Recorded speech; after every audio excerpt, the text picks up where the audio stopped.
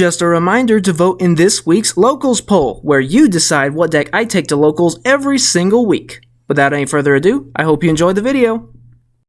What's up YouTube? Welcome back to the channel, and for today we have the profile for the deck we brought to Locals this past week, being Ghoti. We did pretty good. We only had time for one match with this deck, but we did end up winning 2-0 against a pure Ryziel deck. So yeah, that was really exciting. It was really nice to be able to just, I mean, you know, and it's not like the top build, of course, since it's pure Ryziel, but the fact that I was still able to actually come out on top with something that's not built to be competitive is, I think, pretty cool. So here's what it looks like on paper, then we'll get to the card by card.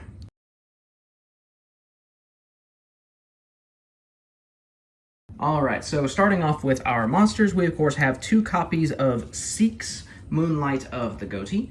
So this one is a major player in the deck. So when it's summoned, you get to add a fish monster from your deck to your hand, and then you get to banish one from your hand or field. So this, of course, you know, you can add one of your tuners and then immediately banish it, or you can banish one of your other Ghotis to then, you know, get more resources, yada yada.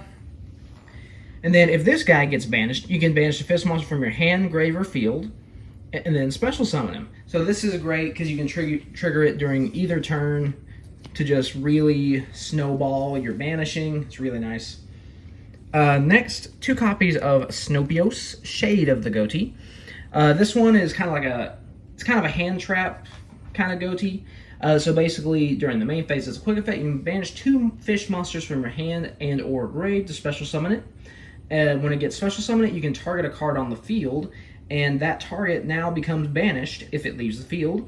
I actually used this on Ryziel Detonator, so that way if he removed it to try to reborn it with Eclipse Twins, he couldn't because it would be banished. And then if it gets banished, you can banish a different fish from your grave to add this back to your hand.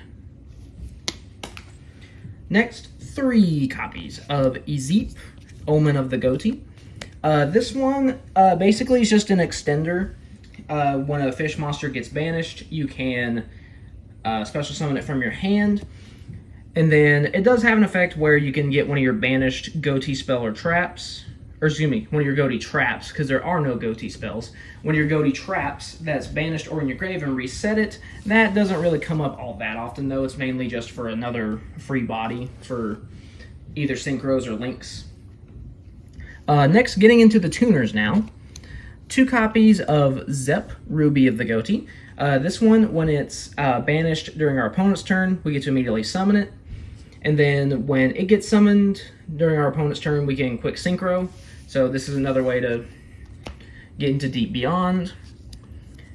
Next, 2 copies each of Shift and Paces. So these are both other level 2 tuners. During the standby phase of the turn after they were banished, they get special summoned. Then they both have an effect on field that if they're special summoned that turn, you get to quick synchro.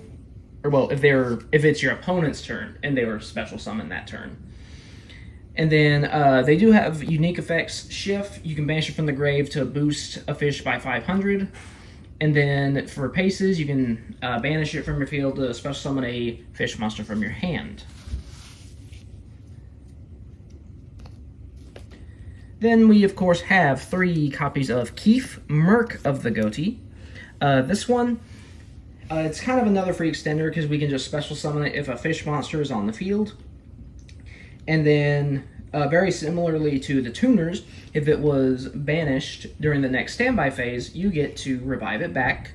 And then when your opponent special summons a monster, you can actually target that monster, banish both this and that targeted monster, and then you get to special summon one of your level 6 or lower banished fish monsters. So this is, of course, a nice way to kind of help get with some of your tuners, especially Zep, to try to do it during their turn. Next, onto the generic fish monsters. We got 3 Lifeless Leaf Fish. Basically, when he's summoned, he's a Foolish Burial for a fish monster, so that can help start our plays there. As well as 3 Betuneful Princess. When it's summoned, you banish this card for cost to special summon a level 4 lower fish from your deck. So this is a nice way to get into lifeless leaf fish if you don't draw it. And that's it for the monsters. So moving on to the spells. We got 3 copies of the field spell, the most distant, deepest depths. Basically, while you have a fish synchro monster on your field, this card cannot be destroyed or banished by card effects. And then during your main phase, you can banish a fish monster from your hand or grave to add a Ghoti monster from your deck to your hand. And then it does have a effect in the grave where when you summon a fish monster, you can actually banish it to add this back to your hand. But it's mainly for the search, of course, in order to get your Ghoti plays going. Next, for some of the more generic spells, these are the limited spells. 1 Reasoning, because there are all sorts of different levels. 1 Gold Sarcophagus, just for setup. 1 Terraforming to add the field spell. And 1 copy of 1 for 1 to get into the Beautiful Princess. Next, we have 3 copies of Fish and Bids. So this is actually a new card from Alliance Insight. So I actually really like this card. So at the start of your main phase, you banish 1 card from your hand for cost. And usually, ideally that's going to be one of your fish monsters. Then your opponent has the option to banish 2 cards from their hand. But if they don't, you get to take 2 fish monsters from your deck and either banish both or send both to the grave. You're locked into fish for the rest of the turn, but that's not really an issue in this deck. So yeah, literally being able to banish one of your Ghotis for free and then possibly 2 others as well is just really, really nice. Next, 2 copies of Moray of Avarice. We banish face-up fish, sea serpent, aqua we control to draw 2. This is just another way to kind of get stuff banished again, to kind of keep it in rotation while getting more resources. 2 copies of Soul Absorption just to kind of capitalize on the banishing, so that way we can just get more life points. So that way, if our opponent does somehow break our board, then, we won't die. And then finally, moving on to the trap cards. We got 1 Ghoti Cosmos, 1 Ghoti Chain, 1 Ghoti Fury, and 1 O Fish. So Cosmos, it's mainly for the first effect where your fish monster can't be destroyed by battle, although the one with 4 is actually also very useful because it prevents your fish monster's effects from being negated. So that is really, really nice, being able to secure your synchros. Ghoti Chain, you banish a face-up fish monster, special summon a Ghoti from your hand, deck, or grave with a different name. So this is just a way to kind of get more into your synchro plays. If they, negate the tuners, you can banish one, summon a different tuner, and go from there. Ghoti Fury. This one it's basically SP Little Knight in a trap. That's basically what it is. You can target a fish monster you control and a monster your opponent controls and banish both until your next standby phase. So, yeah, it's basically SP in a trap. And then finally, O Fish. This one actually came in clutch big time. Because when a effect monster's effect activates, you shuffle one of your banished fish, sea serpent, aquas into the grave or into the deck to negate and destroy. I actually used this on Detonator in game 3, or no, not game 3, game 2. Excuse me, game 2.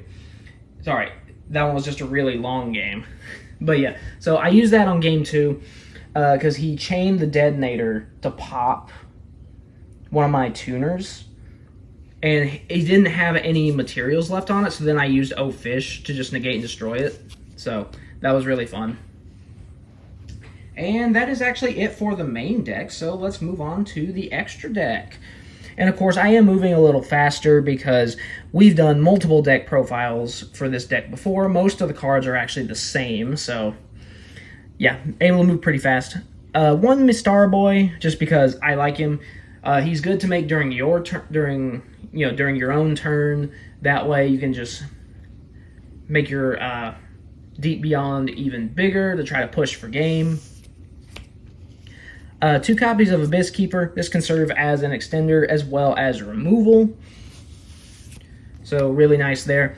We are running one of the new Toxic Boxfish from Alliance Insight.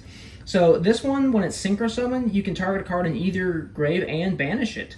So this is actually really, really nice when paired with something like Seeks or Zep that can immediately special summon itself during your opponent's turn. So yeah, it is really nice here. And then it actually negates a face-up card on the field if it gets banished. So it does have some extra utility there. We brought Arion Post down to 2 just because, you know, the whole goal is to make the level 10 Deep Beyond. So we decided to decrease Arion Post to squeeze in the copy of Boxfish. But when this one is Synchro Summoned, you can banish a level 6 or lower fish monster from the deck. And then you can banish a fish from your grave to search a fish monster with an equal or lower level in that banished card when it's used as synchro material. And then, of course, next we got 3 copies of Ascan, I don't know. Whatever his name is. The Bicorn Ghoti. Also, why is this not got a super rare upgrade yet? Come on, what are y'all doing? Anyways, when it's Synchro Summon, you target a fish that you control and a card your opponent controls and banish both. Then if he gets banished, you can banish a fish from your grave, special summon this card. So it's really nice when you have, like say you summon this using Seeks as material, target him, and then one of your opponent's cards, banish both, activate this, banish the Seeks, special summon, then you get to activate the Seeks to banish a different fish, special summon him, and then you just get to keep on going from there.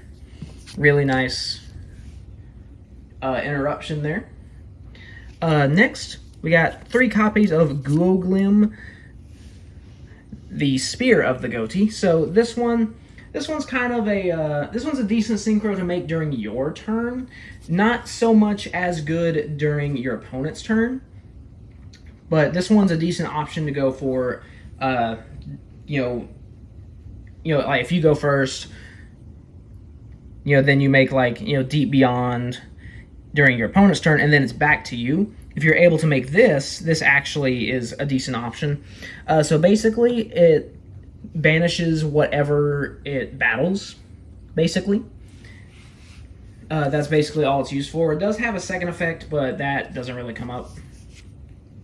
And then finally, rounding out the extra deck, 3 copies of the main star, Ghoti of the Deep Beyond. So this one, it actually takes it can take multiple tuners because it says 1+ fish tuners.